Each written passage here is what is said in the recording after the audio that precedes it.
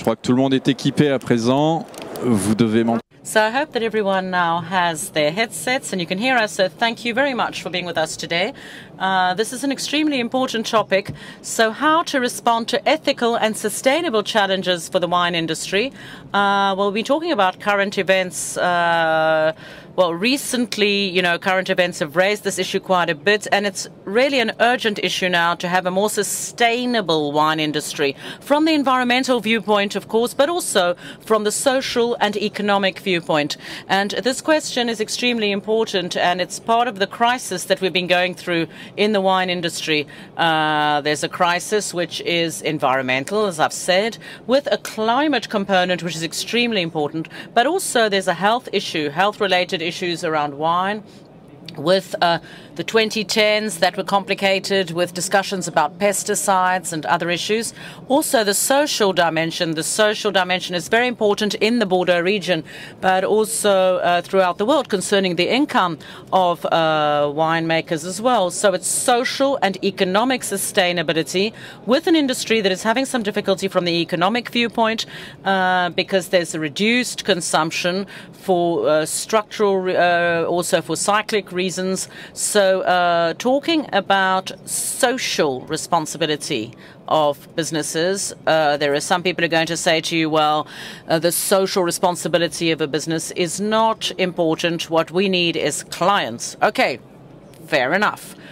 We need clients. But on the other hand, you know that the industry, when you see what happened in front of Cadet, where there was damage done, we can feel that there is a difficulty in the whole industry in finding a sustainable path.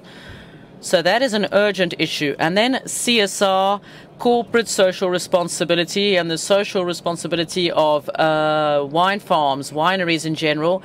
And we would be making a mistake, I think, if if we forgot about that, because the crisis might lead us to forget that the consumer has demands. During inflationary periods, the consumer will refocus on cheaper wines, on wines that perhaps have a lower quality. But if we look at purchases since the beginning of this inflation period, we see first that that's not true, that in fact it is sales of wines above 10 or 15 euros that have increased the most.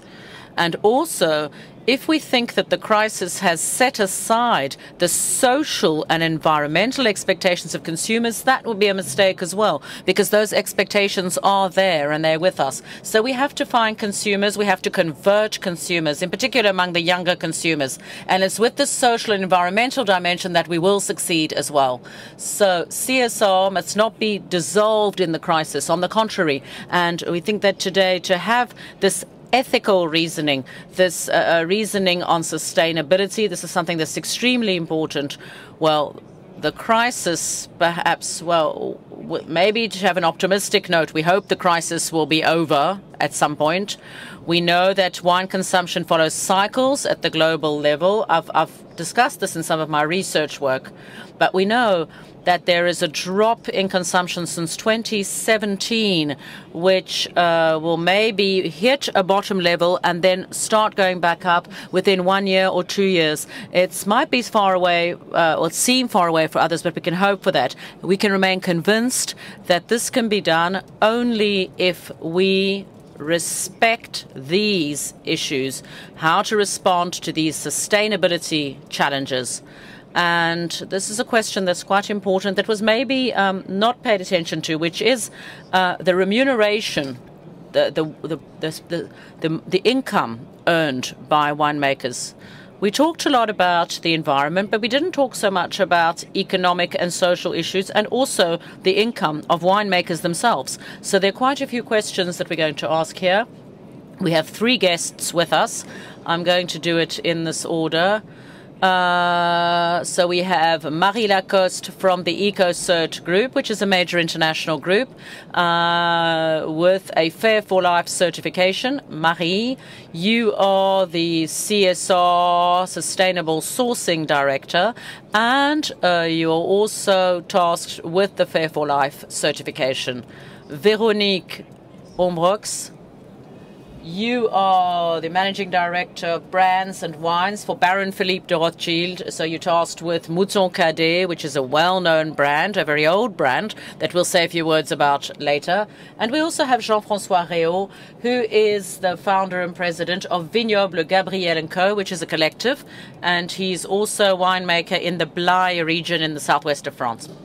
So we'll also talk about Vignobles, Gabriel & Co., so Gabriel & Co. Vineyards, and we'll talk about your collective a little bit later, for those who may not know it.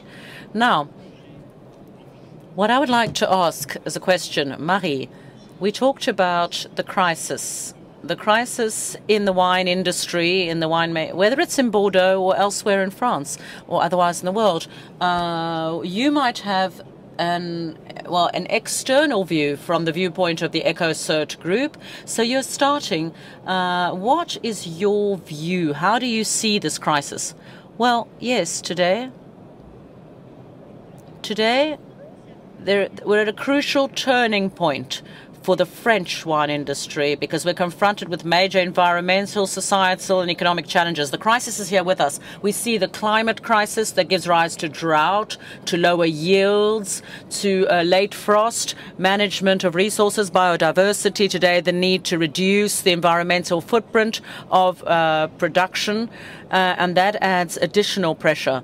We also have social challenges, and we talked about this, and they are present. The preservation, the transmission of traditional know-how is a need, the improvement of working conditions and of the remuneration of producers, of workers, and this is added to these challenges.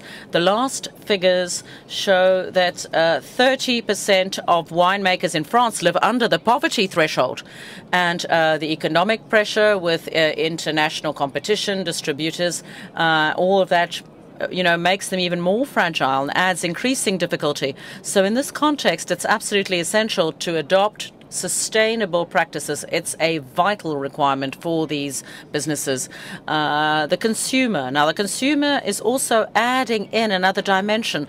They're looking for more responsible products, more ethical products, a trend towards more sustainable consumption, which is also here in France. And this is showing that there is increased awareness on the part of these consumers of societal and environmental challenges.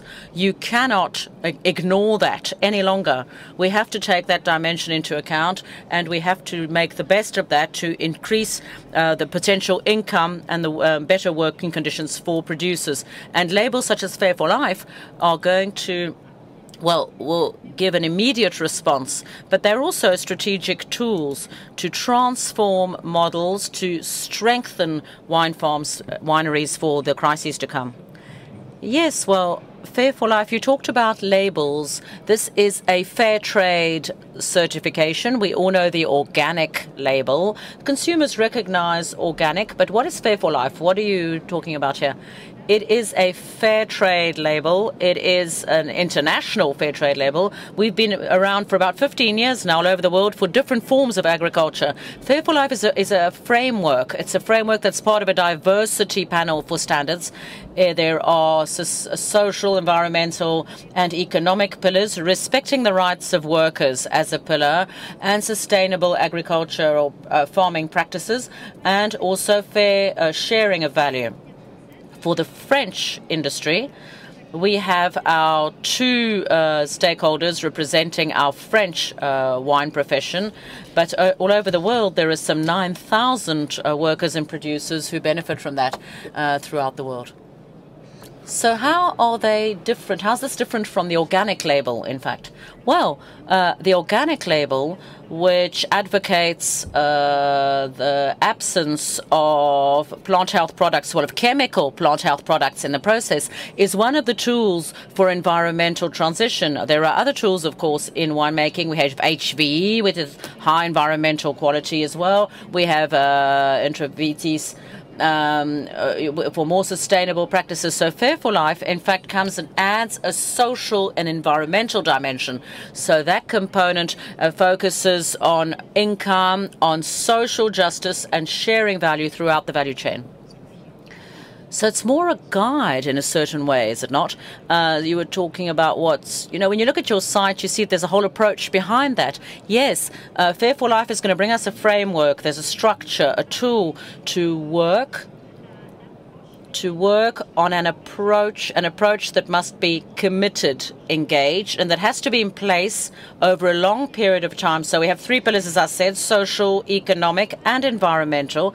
And based on these 3 pillars, to enhance the value of our practices, protection of workers, better working conditions, resilience as well for the industry and for the organization, and this sharing of values, this fair approach is going to motivate the entire strategy. It's not just a product label, it's a framework. It's for everyone towards resilience and sustainability for all. Thank you very much, Marie. Do you think that there are direct advantages, benefits in sales terms? You mentioned HV, Terra Vitis, sorry, do you think Fair for Life can also lead to greater sales? Well, of course, sales is one of the challenges. There are direct advantages and benefits, of course, to act on labels. The economic value is, of course, essential. The ambition of Fair for Life is one of the aspects of the standard is to identify minimum pricing criteria, a framework for the economic aspect in the transaction between the producer and the buyers. So one of the direct aspects is economic value enhancement with minimum prices negotiated, but also adding a bonus which will be used for a development fund. And this development fund will be able to contribute to the community of producers to give rise to projects, ecological transition, empowerment projects, optimization of their farming practices. And all of this, of course, is an economic tool as well. This development fund, is it mandatory in the certification? Yes, absolutely. It's one of the frameworks, it's one of the prerequisites of the certification to work with this economic value enhancement of the certification so that it can benefit democratically it can benefit all the producers and collectives. So in a moment, we'll see the applications, but that's very interesting. So in fact, when you're a winemaker, you can be certified Fair for Life and also be certified HV or Terra Vitis, organic. You can have absolutely, you can have all of them. The complementarity of all these labels must be included in the strategy of the producers because each label brings something in. It's added value. They don't oppose each other. So in terms of market strategy, it can be interesting to combine a Fair for Life approach that opens international doors, that opens doors on markets in state monopoly markets, for example, which are recognized, also on international actors and distributors, and to keep specificities to our local territories, HV in France, Terra Vitis as well. So these are structured approaches based on your ambitions and your target markets. Thank you very much. Thank you very much, Marie. So we'll come back to you a little bit later, perhaps to specify some other points concerning certification. But what I'll take from that is also certification with many different labels and also the broad scope of your label, which covers very current issues, really topical issues on the endowment fund and also on working conditions and income. So let's come back to now those who apply the label. Jean-François, as I said, you're the president of the Vignobles Gabriel & Co. collective. You created this collective at the end of the 90s, I think, unless I'm mistaken. What was that about? Is it about 30 winemakers? Can you tell us a little bit more about that? Yes, thank you. Okay, is it working? Good. Yes, I'm Jean-François Réau. I'm president of Vignobles Gabriel & Co., so Gabriel & Co. Vineyards Collective, which has existed since the end of the 90s. It started from an idea by a winemaker, because I myself am a winemaker in the Blaye region in the southwest of France, and I wanted to work on marketing my products myself, selling them myself. And in my DNA, I had the idea of this help, this support and assistance among winemakers, and to ensure the perennity of my winery. In fact, we started working together on all sorts of different aspects, work in the vineyard, the actual winemaking, and also the sales. So we, in terms of the practices, the sharing, and the fair trade, the equity, all of that is part of what we're doing as winemakers. And it's obvious for me that income, remuneration within this collective is a basic approach. It's an absolute essential. And so over a few years, we only had 5 partner vintners initially, but now we have about 30. From 2015, 2016, we asked ourselves the question about the legitimacy of our practices because it was just a verbal approach, really. And so we started with a certification, a Fair for Life certification in 2020, because at that time and today still, I think, the Fair for Life label it allows us to have certification of our north exchanges, so between developed countries in the north of in Europe. So in fact, you certified an existing approach, in fact. Is that what you did? So you had to, take some steps to achieve the certification, but in fact, minor steps from my understanding. Are there many vintners, winemakers who are already in proactive approaches with respect to social responsibility, and could they validate it through this type of certification? I think Vignobles Gabriel was a pioneer in being certified by Fair for Life.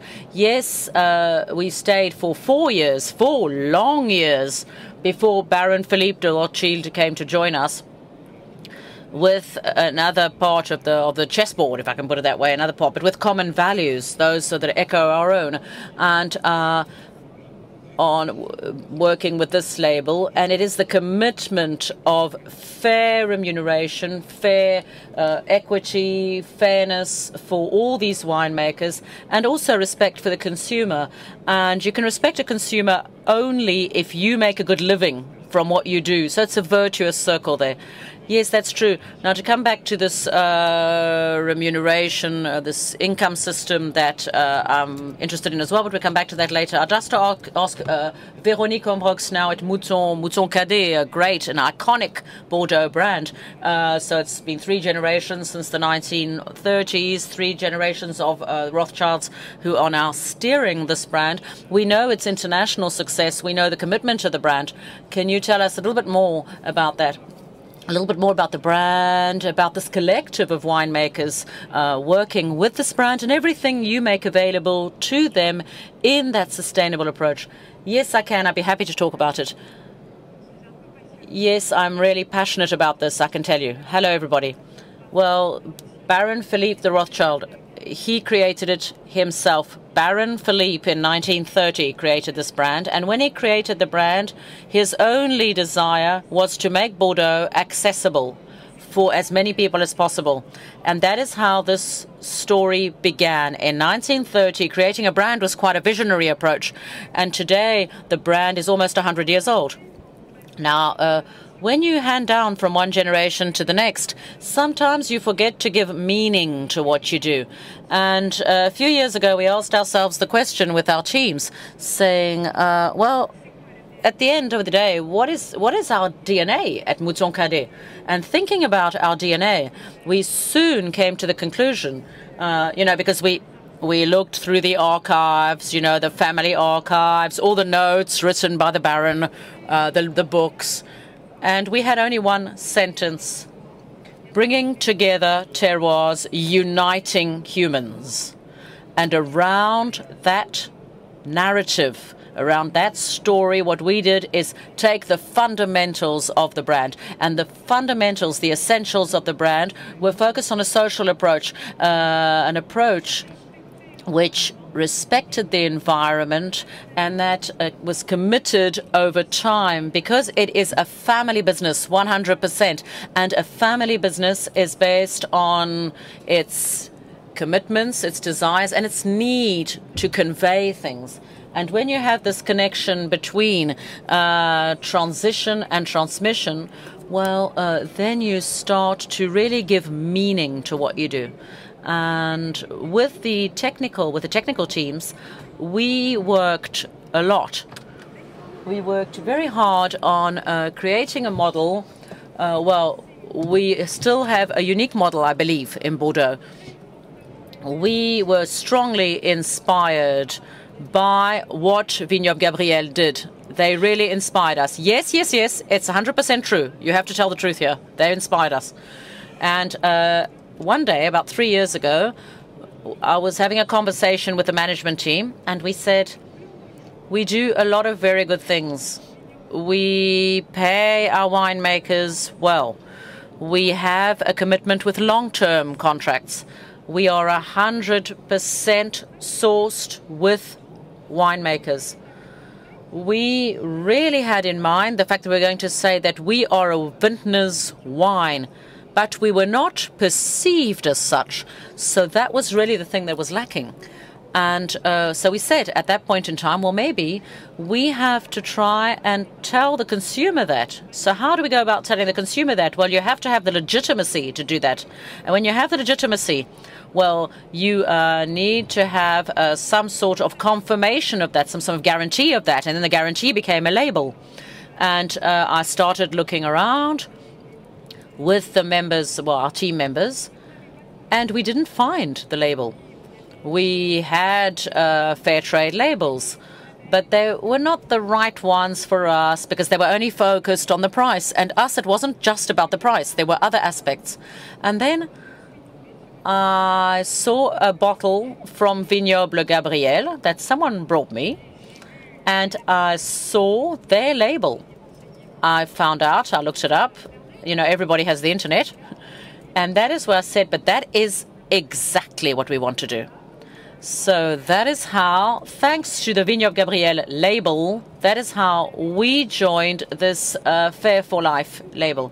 But what I really want to add to that is that it's not just about the label.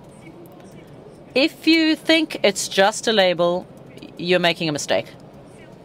In fact, it is a state of mind. It is a mindset. It is the way in which you want to build your relationship with all your stakeholders.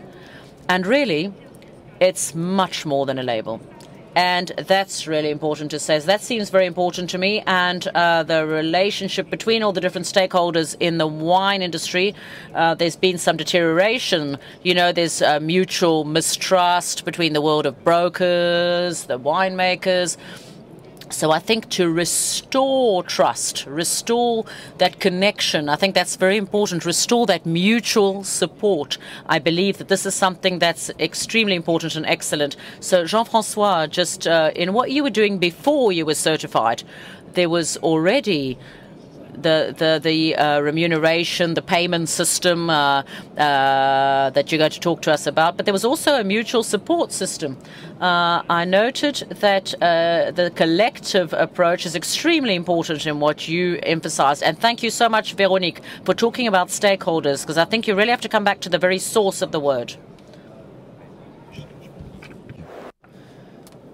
What Véronique's done, which was to look into the archive of the Baron de Rothschild house. This was a no-brainer for me because as a wine producer that really is in solidarity with the local wine producers, if I wanted to stand out then from the Bordeaux landscape, I needed to include this mindset, as she said. And this mindset, to me, is all about sharing knowledge, especially because in Bordeaux, more than anywhere else, unfortunately, things are very siloed in 3 different sectors: production, but also the marketers, etc. This is all siloed, and even amongst ourselves as winemakers, people don't trust one another. And we've tried to break down these barriers by lending equipment, by sharing knowledge on our perspective on how you produce wine and on how the grapes are growing. And this is all also because what I want to know how the end consumers perceive my work. That was essential in this approach. So how can you do that? Of course, by creating a group, a collective group. And this label was just the fruit born from a work that was done upstream. And I'm really happy to see that with Véronique and the Rothschild staff, that we've done the work, this research work, to understand who we are today, especially in this Bordeaux landscape, and how we make sure that people perceive us, if I've understood you correctly. How can we make sure that consumers know where Mouton Cadet comes from and who we are. And that's exactly what we're doing. And I know that things are going to evolve. And consumers nowadays, and we were talking about it a minute ago, but consumers want to consume less. That's true. And they have beliefs, they have commitments, and they want to consume in a responsible way vis-à-vis the planet and vis-à-vis the people that are working in the industry. So this label to us is a very complex thing, of course. I'm not saying that this is easy. No, that there are a lot of different facets to this label. It's not just a logo on a bottle, let me tell you that. And Baron de Rothschild is also here to say it. And that's great, because it also means that we're extremely selective. It's a true commitment and not just an opportunistic vision. And based on that, this label, now we want to make it more sustainable, and we want it to be more visible and understood by the planet as a label that that is given to more sustainable products. Now, thank you very much. Going back to compensation, how different are you from another wine merchant or even a cooperative seller or wine merchant? Because this is a cooperative approach. So I'm asking this question not only to you, Jean-François, but also to Véronique. Well, how do we compare to cooperative wine merchants? It's actually not that different, because we have pluri-annual contracts. So this is the type of cooperation that we have. And so the only thing is that we have an individual production cost approach. It's assessed by an accounting firm that is an external firm, and so we need to then make the price and set the price. So we have a regulatory, but the one thing that regulates us is the production cost, and if we're not at least a certain percentage above our production cost, then we won't survive. We're slightly different from the wine merchant standards, where you usually basically set a price based on the share price or the market price. But if there's no market price anymore, what do you do? And that was part of our DNA. We want fair compensation that be legitimate and that you can prove and explain. And EcoCert is also there to regulate us. So everything that was oral, the commitments that we had in our minds, in our brains, we had to put everything on paper, enshrine it into contracts with EcoCert, our accountants, our wine producers, to draft something that would be as sustainable, as long-lasting as possible. Right now we're on the third version of the contract. There's not a template for our contract in our Bible of contracts. No, we had to really start from scratch. And this hybrid model we're experiencing on a daily basis. We are merchants, producers, and we do all this. Véronique, when you buy a Mouton Cadet product, you're also buying because you want the wine producer to be fairly compensated. How does it work? Well, this is a slightly different story for us, and that's what's interesting here. As Jérôme often says, who is a technical director, in Bordeaux there's a wide variety of players. And what we want to do is really to defend the winemakers and the activity of wine production, but also to help them do their job better, to help them to facilitate this activity and make the tools available for them. The quality of a wine is what matters. You can have hundreds of certifications. What matters at the end of the day is the quality that you're able to offer to consumers. So when you make sure that quality is at the heart of everything that you do, and by trying to understand how you can help and facilitate things and facilitate the activities of a wine producer so that he can also transfer this knowledge from one generation to the next, that includes compensation. And because we've been certified, it's the same thing. We compensate our wine producers with what I usually say within the WIEB is the fair compensation. So we compensate the wine producer for their work. And I don't want to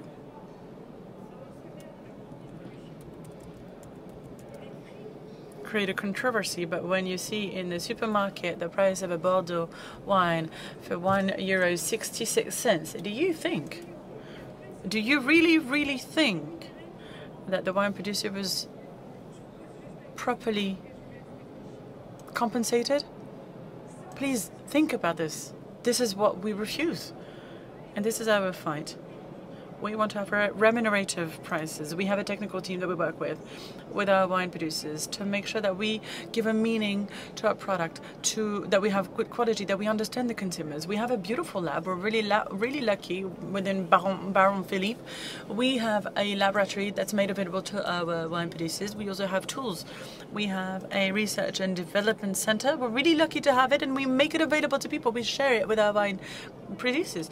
Our wine makers don't only work for us, they also work for themselves, and that's important when it comes to sharing value. Otherwise, they would be too highly depending on us. So we want them to be able to transfer their knowledge, their passion for wine and for winemaking, which is essential.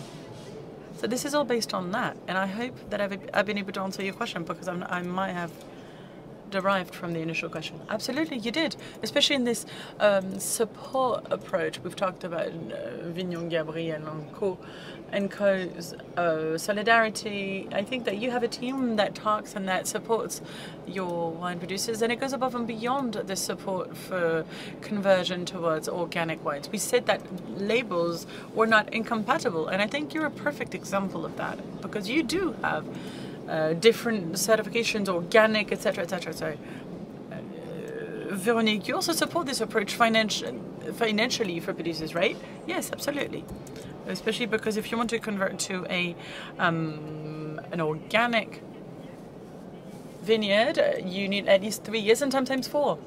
So we don't force our partners, our wine producing partners, we don't force them to go organic. It's up to them. Some wine producers are more ready to shift to organic production, and it's also about trying not to convince them, but to make them want to. If it comes from a mindset, it needs to come from a mindset, and not just an opportunistic approach. And it's the same thing. This is exactly what we were talking about earlier. Organic was almost crushed by this opportunistic approach, to the point that because the sector was not able to absorb this positioning, at one point there's a broker that comes to a vineyard and that says, you need to go organic because you'll sell better. So 1 goes organic, 2, 3, 4, 10, and the result is what we see today. So it can't work in the long run. So yes, having organic wines, why not? But with my wine producers, there were no more than 50% organic wine producers. So of course, it's easier to get into our group for the environmental side of things if you're organic, glyphosate, etc. You needed to be really careful. But now we have about 2/3 of our producers that are organic. But it was done in a very constructive way. We had discussions. We had X number of meetings where we shared experience and information with wine producers that were already organic. And we weren't telling people, well, here's an opportunity. You go organic, and then tomorrow if there's another trend, we'll see what we do. That's what we do as well. We help wine producers go organic if that's what they want, and if it makes sense to them as well. So I think that this is also very important. It's also important to really respect a wine producer for who they are, for what they do, and for what their desires are, for what they want to do. And I also wanted to add one thing to make it easier, because again, we have 150 wine producers within our community of the Mouton Cadet group, and we have several thousands of hectares of plots. So it's easier to talk to 30 winemakers than to talk to 150 wine producers. So we've created an app called the Mouton Cadet application, and that's the platform where we discuss with our partners whenever there's an issue in a vineyard, when there's an opportunity, when someone needs to share something. We group all of our communications on this app, and it's almost become a companion, a partner in the vineyard, and it makes sense because it creates a bond between the different wine producers. And we have, again, a great diversity in the Bordeaux region. We are on the left and the right banks, and we have people scattered across the region, and it's a human adventure. We only have 30 winemakers, so. But it may seem as if it's easy to bring them together, but it's not that easy, especially because they're scattered around the region as well. Well, again, this came from you because you inspired us to create this app.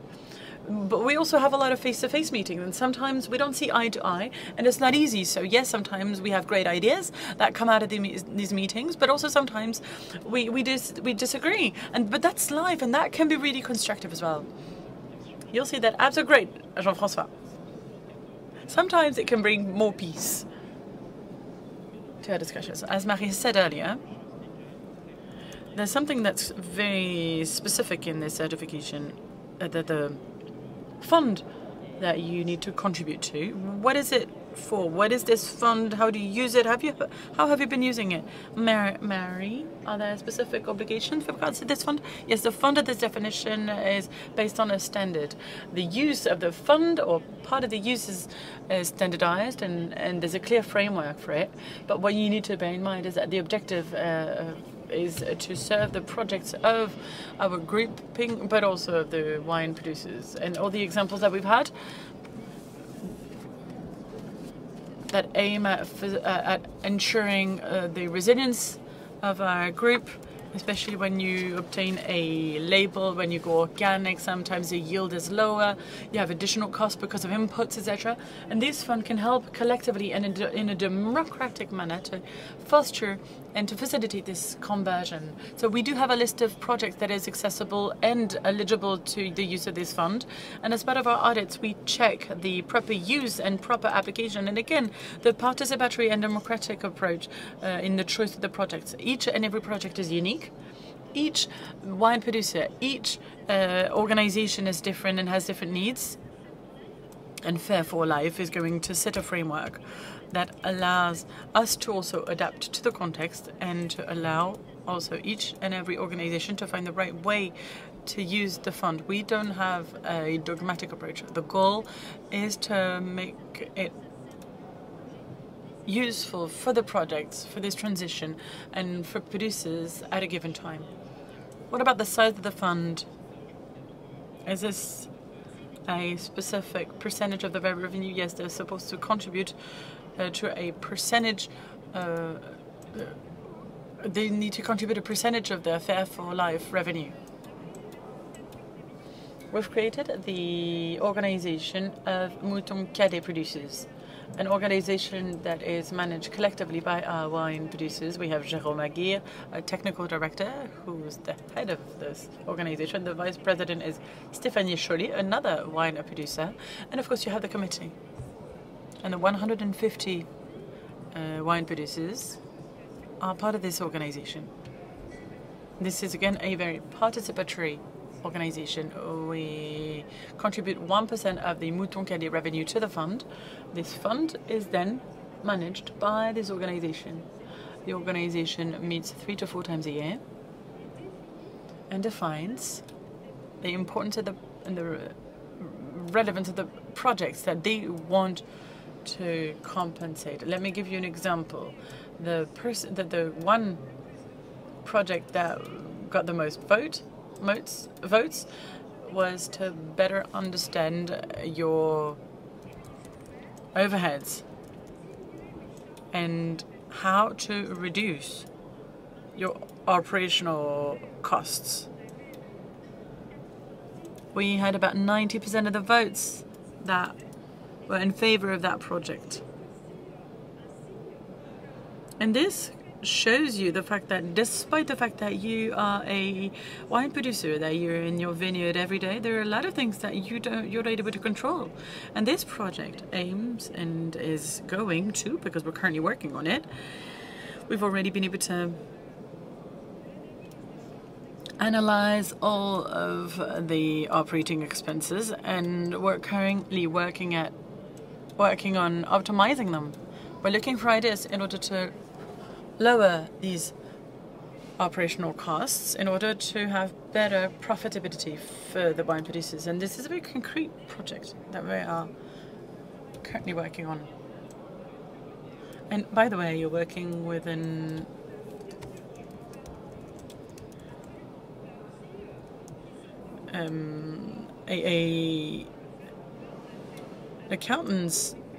accounting firm. Yes, that's what, there you go. We did call upon an accounting firm. It's actually a student that worked on it, on this project. And I think that it's also very stimulating for young people to start working in this field. Everything is done in transparency, and we don't want to do things for people. Quite the opposite. The standards are there, and it wouldn't let you anyway. Of course, and this is the ambition of this standard as well. This is the approach that we have. We want these projects to be fully managed in a democratic and collective way, so that it's in the best interest of the project to make these projects more resilient, to share practices and knowledge. As you said, there are a lot of best practices that are already in place without full recognition of it. Fair for Life is exactly to set a framework on this. It increases the value of everything that you do vis-a-vis third parties, other distributors, but also the consumers. And I hope that the showcasing best practices is going to be done also with distributors. Jean-François, for us it's always more difficult, and we didn't have any idea for an investment fund, but we might use a similar tool and also use a platform, just like Baron Philippe did, with an app that would allow us to discuss in a peaceful way. No, but I'm kidding, but we put a lot of things in place to assess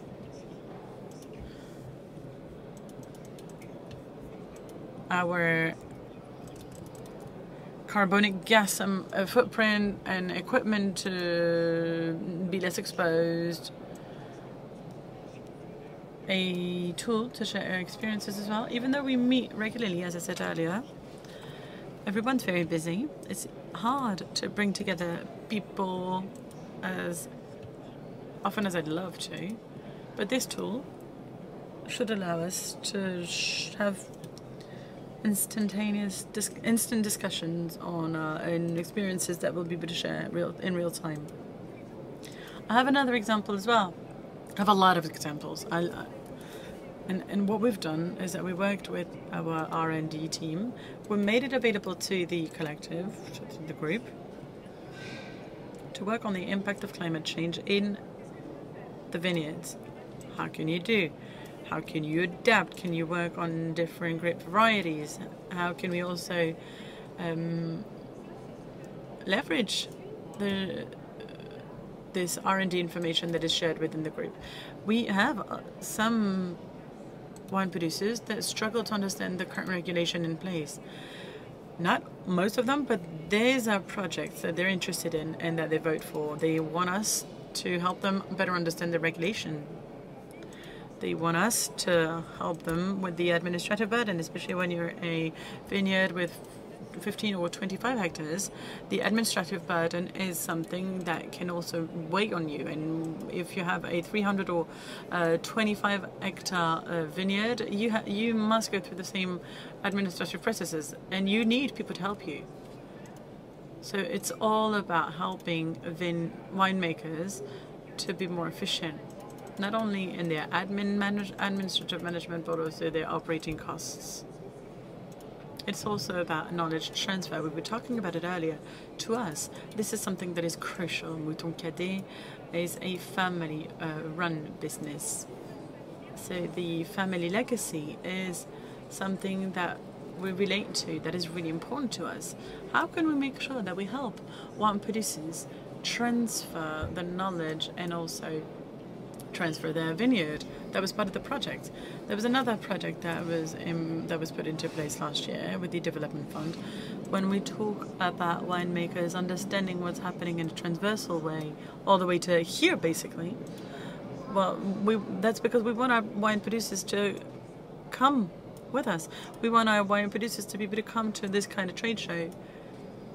And this would be transversal because this way it helps us put a face on wines. We have 2 wine producers with us this year, and it allows them to better understand the expectations of consumers that we've been talking since the beginning of the session.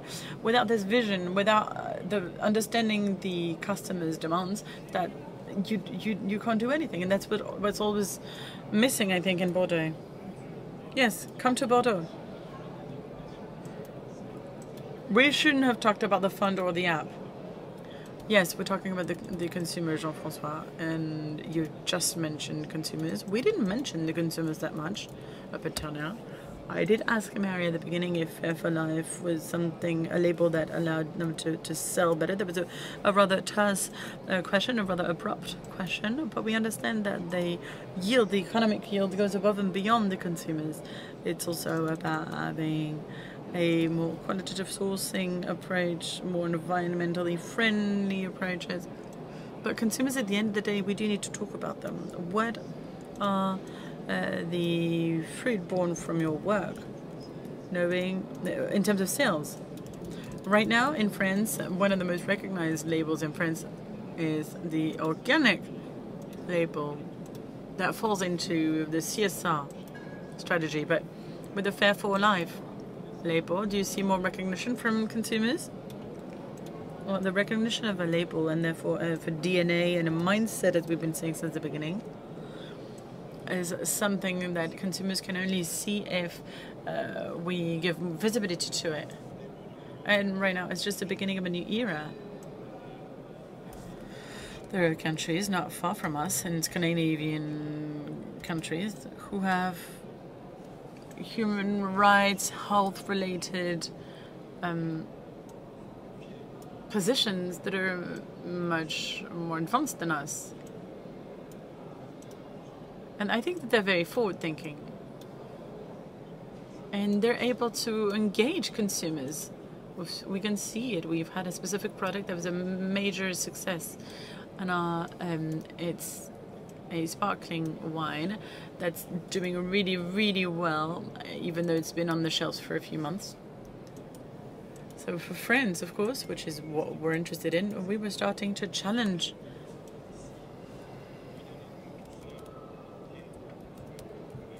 middlemen. If Véronique and I want to address the consumers directly, we won't be able to do it. We need we need the middlemen. Who are you talking about? You're talking about restaurants? Are you talking about wine sellers? It could be also supermarkets. Mass distribution has been the distribution channel that's been showcasing wine for a long time. But now it's over, so these mass distributions must reinvent their shelves in a more sustainable way by simply taking decisions and taking stances, saying, well, we have commitments, we have beliefs, and we want products that are more sustainable for the planet and for our consumers in the future. And this is something that we're starting to see in France after 5 years of fight, 4 years. And we're starting to see the result of this. But as I said, a laboratory such as the Scandinavian countries, I have trust in this approach. What about Canada? Yes, absolutely.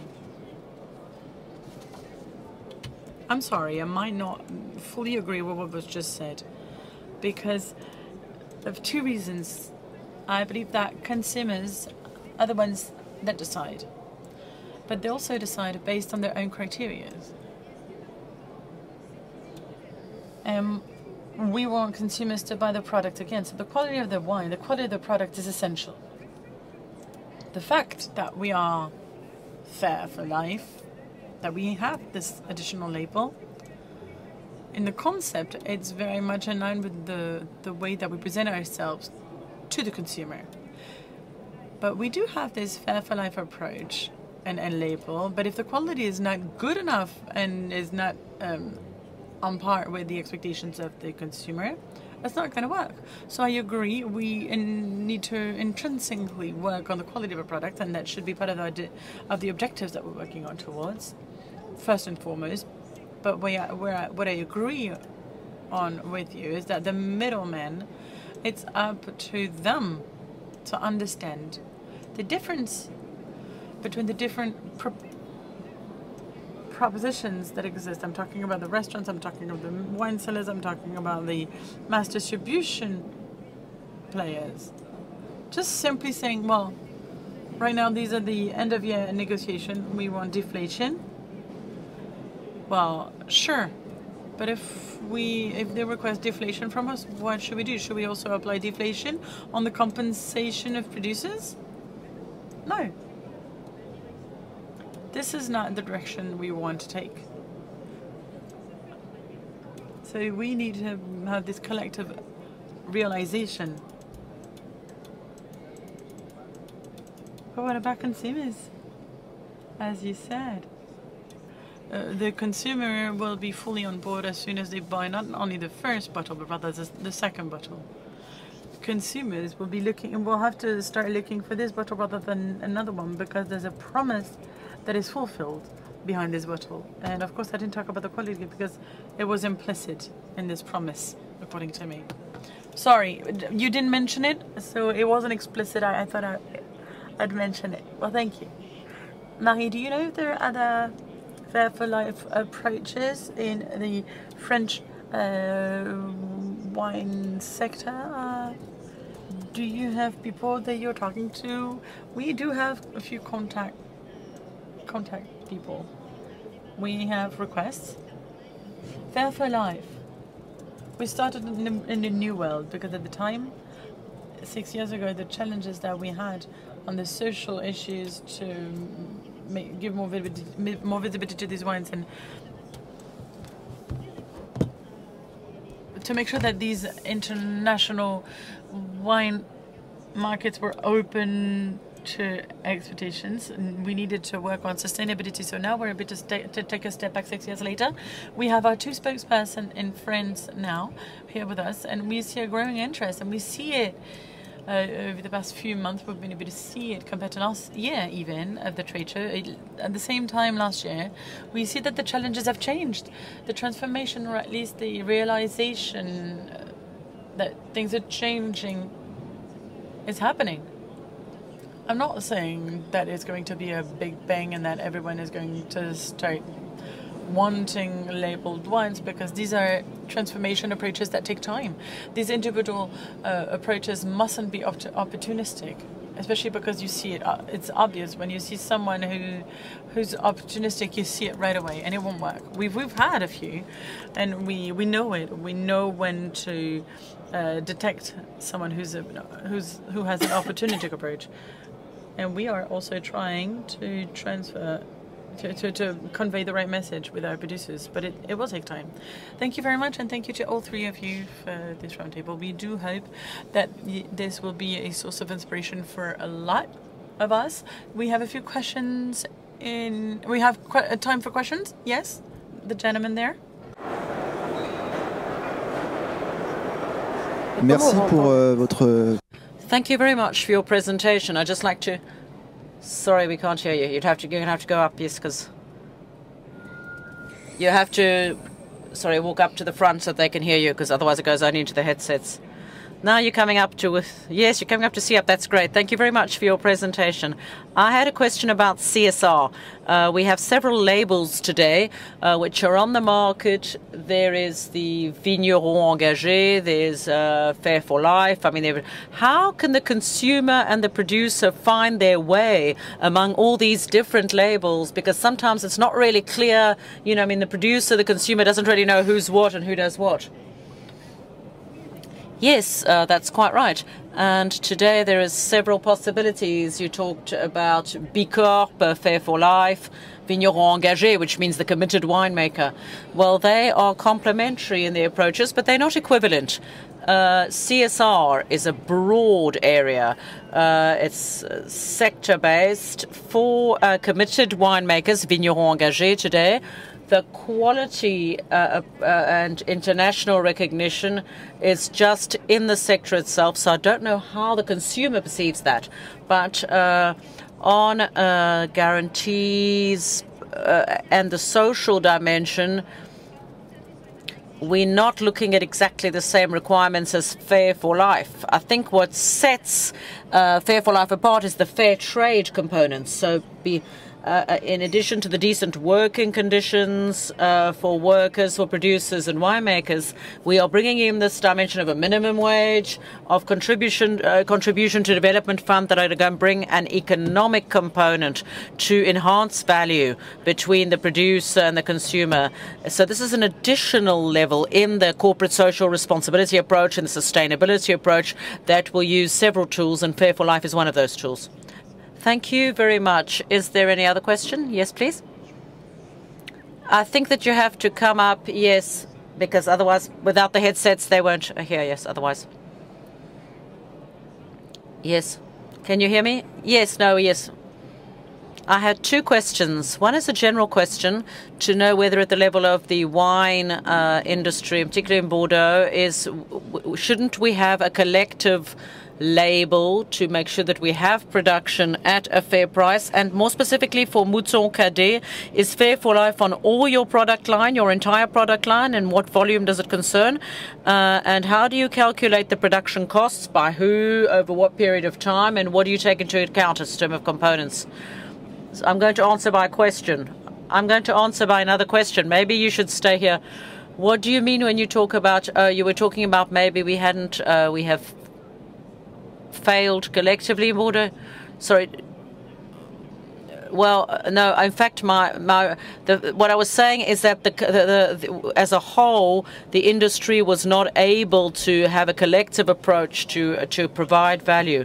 Well, when you talk about the industry as a whole, we're talking about the interprofession. I don't feel really concerned by a collective failure approach. No, I think today we can only observe that we are no longer talking about fair compensation at the level of the industry as a whole. So the observations we have made today have allowed us to see two things. First and foremost, there is way too much volume out there because there's less demand. And this means that at a given point in time, the cellars are completely full and they have to be emptied. I'm not going to create any controversy about this. I don't want to, start a controversial discussion. But this is what is happening. Today in Bordeaux, you have exchanges of VATs at 650 euros per VAT that do not, absolutely not, fairly compensate the winemaker. And then you find them at 1.66 euros in large-scale retailing. Sorry, I may be getting carried away here. Do I have the solution? No, I do not. I do not have the solution. But at any rate, I am convinced by what we are identifying now, what we are trying to do, whether it's Vignobles Gabriel, whether it's Mouton Cadet. I hope that we will be able to inspire many people to imitate us. Maybe we can say, well, it's not good. But having said that, well, what do we do to get better? That's what we want. And we want to show in a very humble way. Mouton Cadet is 1,500 hectares of vineyards, and Vignobles Gabriel is smaller, but it's not size that counts. It's to show what we can do differently and better. And in a certain way, if you were talking about a collective failure, perhaps, in Bordeaux, as Véronique is saying, we have continued to work in Bordeaux but the fact is we continue to work in Bordeaux in the same way Bordeaux was worked in 40 years ago. So we continue adding hectares. We continue to talk about promotional aspects, but we've taken out the real value of the product and the people behind the product. So if we're talking about a collective failure, I would say, yes, that's where it is. That's where the failure lies. But Bordeaux will keep going, but with less area. I think that's clearly the case, but on much sounder foundations that have respect for all the different stakeholders, as we've been emphasizing since the beginning. And your question about Mouton Cadet, you were talking about the cost price. Is the entire product, sorry, I got the question wrong. I had the cost price in mind. No, the question was in fact, they were both. Okay, so the question was in fact about, the cost price. Sorry, yes, so there was that component. So what we do is we have an external firm which helps us and helps the winemakers and the technical team at Mouton Cadet to clearly understand what the cost price entails and what we need to take into account. And as we've said, there is several different views here but we put them all together and we work. And this is part of the first project, that is to say, how can I optimize the operation of my vineyard much more effectively and efficiently than what I'm doing today? So we work with them on that. And then, of course, we pay this fair compensation, and Fair for Life, the label prevents you from paying people below that price. That is exactly why the label exists, is to give people fair compensation. And your other question is, what is the certified product line? I'm going to answer in two different ways. We do not have two practices, one practice that is Fair for Life with the label, and another practice which is to say, we're not doing Fair for Life, so we're not labeling. That's not our approach. So what we have, you need to know that Mouton Cadet is distributed in approximately 140 countries. But today, unfortunately, the appeal, the consumer's attraction to the sort of label, we can see that particularly in France and in European countries, also in Canada, because in Canada as well, we have launched our label there as well, so with the Fair for Life label, but we don't work differently in the other countries. So we only have one state of mind. Mouton Cadet is a Fair for Life mindset. So we enhance the value and we pay into the fund that is intended for projects for the future for all our winemakers, with the volume for France, which between us is 40% of the total volume of the world, and it's for Mouton Cadet Red, which is 80%. So today we have started with the official label on Mouton Cadet Red in France, Germany, and Canada. And that is the first step. But that doesn't mean, and I want to really emphasize this, that alongside that we do things differently. No, we do things the same way for all our wines. Thank you very much, Marie Lacoste, Véronique, Jean-François Rio. Thank you. We unfortunately no longer have any time for any further questions, but please come and talk to us, or please come and see us at the booth at the stand. Yes, we still have time. Thank you. Thank you very much to all of you. Thank you for your questions.